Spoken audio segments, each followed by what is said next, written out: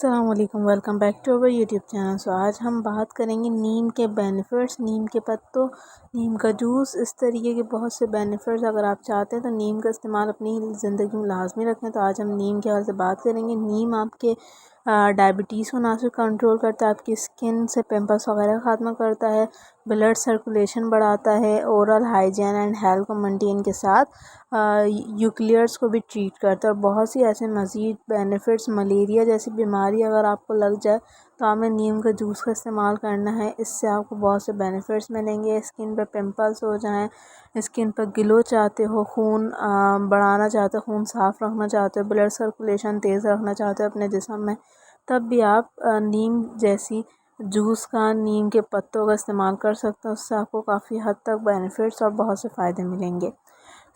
अगर इस तरीके की और भी मज़ीद बीमारियाँ जैसे मर्दाना कमज़ोरी, लकवा और इस तरह की बीमारियों के लिए आप रब्ता कर सकते हैं देसी नुस्खा 1 मिलियन पे। नंबर डिस्क्रिप्शन में दे दिया गया है।